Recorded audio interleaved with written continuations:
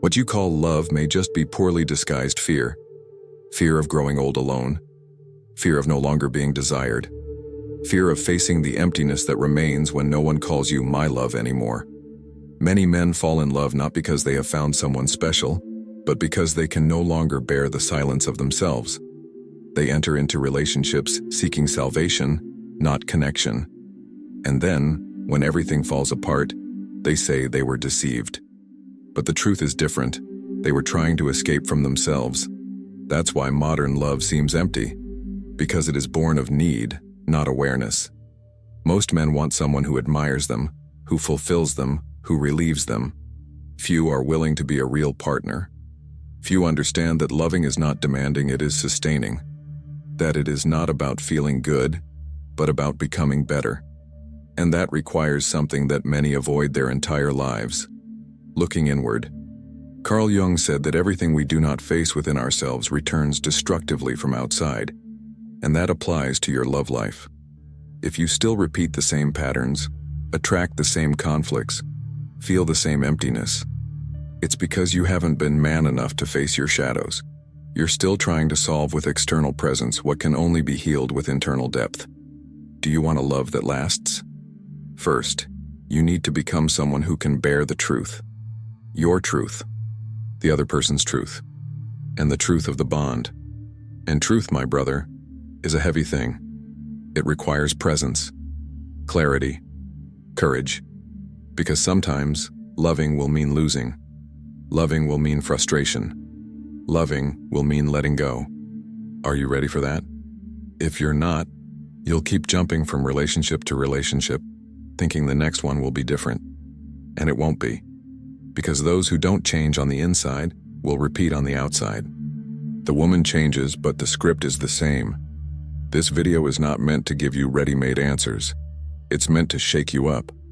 It's meant to remind you that love is not a prize. It's a mirror.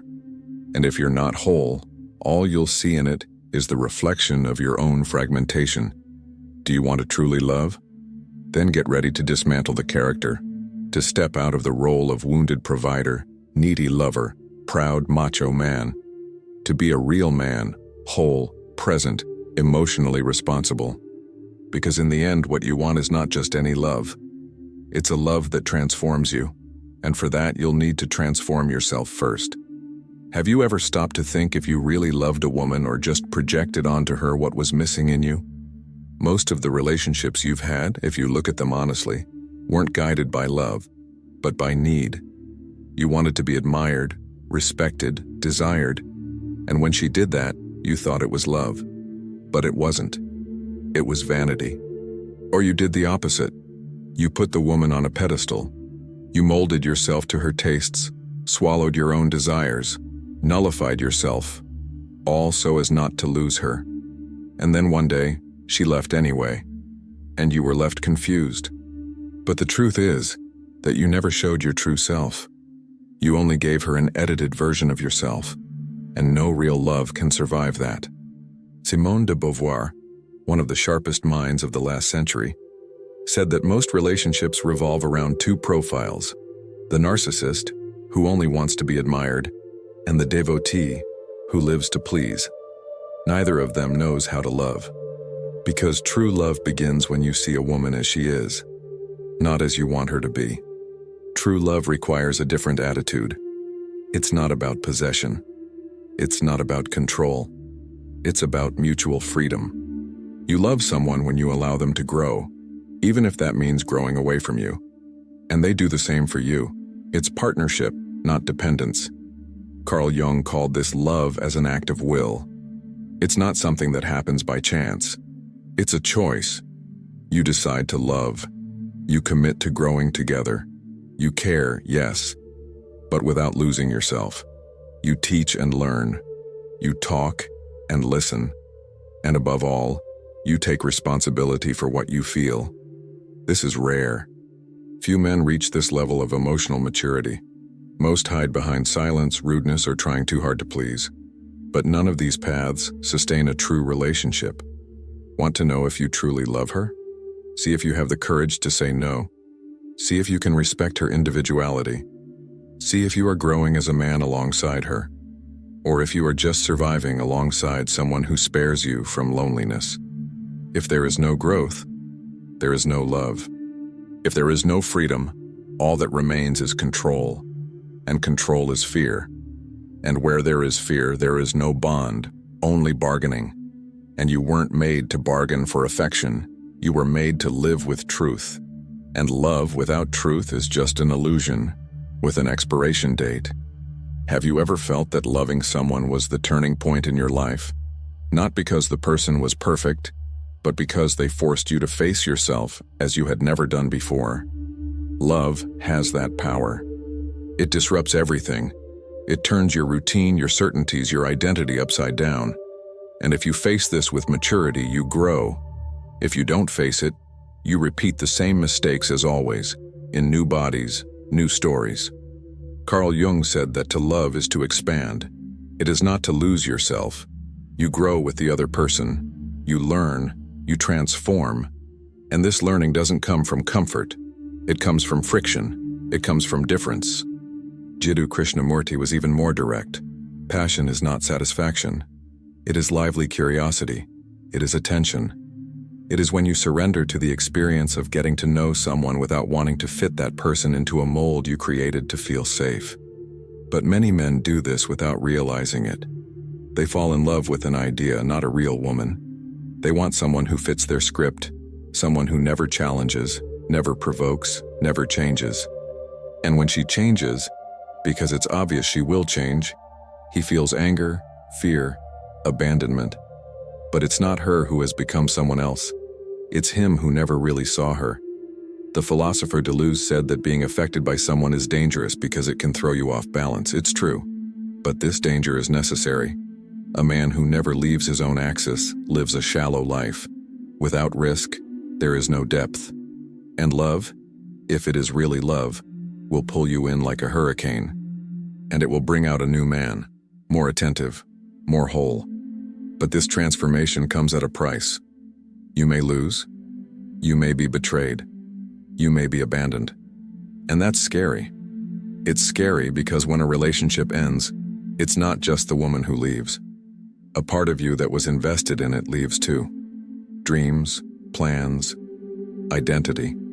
Suddenly, you don't know who you are anymore. And then many men throw themselves back into the dating scene as if seeking anesthesia. New encounters, new bodies, new apps. But none of them heal. Because what you need is not distraction. It is reconnection with what you have become after that story. Because true love changes you. And you need to get to know yourself again. Not as the man who was hurt, but as the man who survived and learned. Have you noticed how modern love seems like trench warfare? Each in their own corner, armored, waiting for the other to surrender first. No one wants to give in. No one wants to appear weak. No one wants to lose.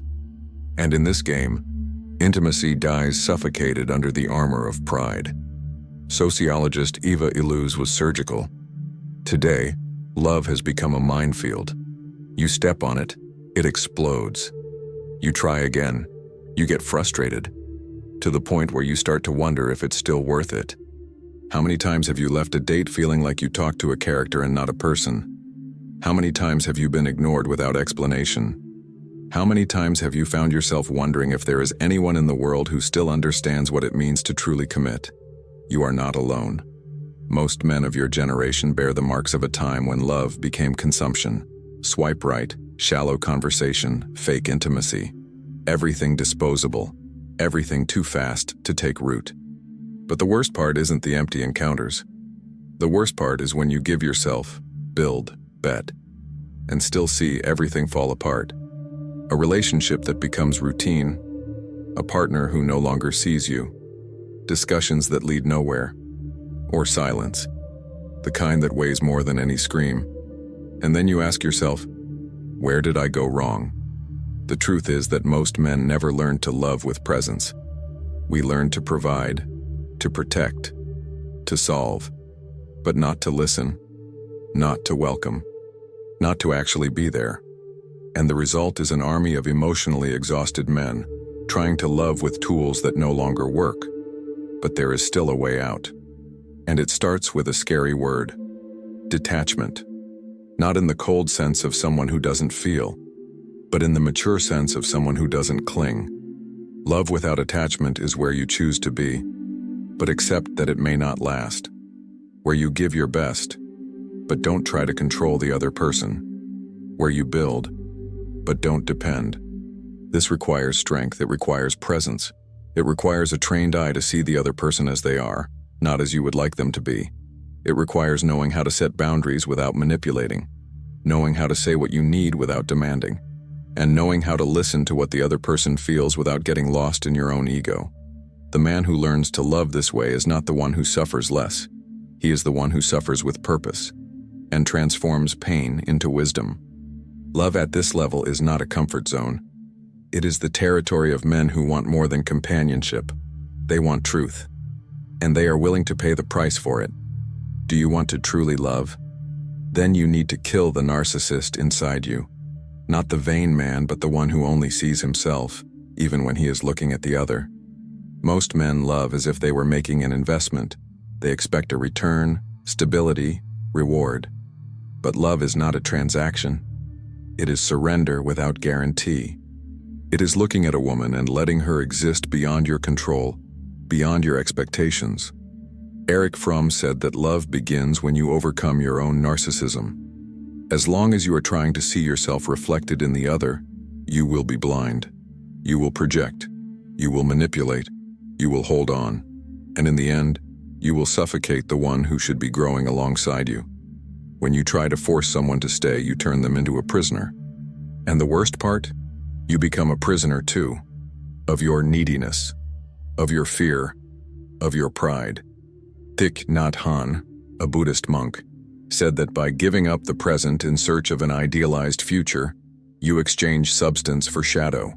And that's what many men do. They project a future, ideal, perfect love, and they forget to live in the now, to listen to what is being said today, to see the real woman who is by their side, with her qualities and flaws. Do you want to love with maturity? Then you need to practice detachment without coldness. See the other person as they are, not as an accessory to your ego. And for that, you need something that many men have lost over time: humility. Humility to admit that you don't know everything, that you don't have all the answers, that you also feel fear, doubt, insecurity. Humility to open up without begging, to set limits without threatening, to be firm without dominating. This love, without dependence, without possession, without manipulation, requires faith. Faith that by showing yourself as a whole person, you will also teach the other to show themselves. Faith that by clearly exposing your limits, the other will do the same. And if they don't, you will accept it. Because true love is never guaranteed, but it always teaches. It always reveals. It always transforms. You need to be ready to lose.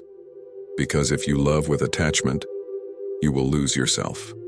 But if you love with awareness, it may hurt, but you will come out greater, more whole, more free. The real man is not the one who conquers many. He is the one who knows how to lose without losing himself, who knows when to leave when necessary, who knows when to stay when it is true, and who understands that love was never about control. It was always about presence. Have you noticed how many men confuse strength with coldness? They think that controlling emotion is synonymous with maturity, that never showing vulnerability is proof of power.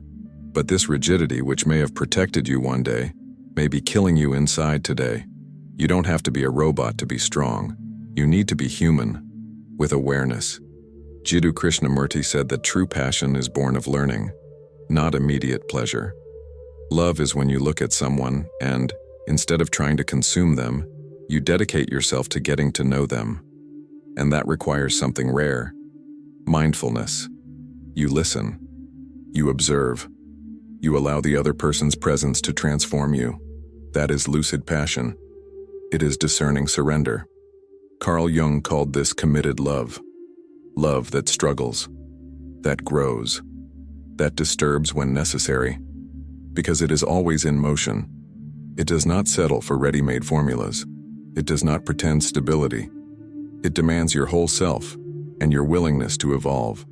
But who said this can only exist in the romantic realm? What if you learn to love your own life this way? To wake up with curiosity, to live with presence, to relate to the world around you as someone who recognizes that everything can shape you, if you are open. This is what sociologist Hartmut Rosa calls resonance, a state of connection where you are affected and also affect. You get involved, you take a stand, you transform. Aristotle called this excellence, not perfection but commitment to the process itself. Loving life as someone who knows they are on a path where every step is a chance to grow, to make better mistakes, to feel more truthfully, because in the end, it's not about who you conquer, it's about who you become. It's not about how many stories you've lived. It's about whether you've learned something from them. And if today you look back and see that you've suffered, fallen, lost your way, great. Now is the time to choose how you're going to get back up. If this content made sense to you, like the video and subscribe to the channel. This shows that you're not here for nothing. If you want to support this work, any amount makes a difference, because this space exists for men like you, who feel, who think, who evolve. And now tell me in the comments. Write down, with conviction, the word that sums up your commitment from now on. Emotional strength, love without attachment, or mindfulness. Choose one. Write it down. Mark the beginning of your turnaround. Because understanding is not enough. You have to take a stand.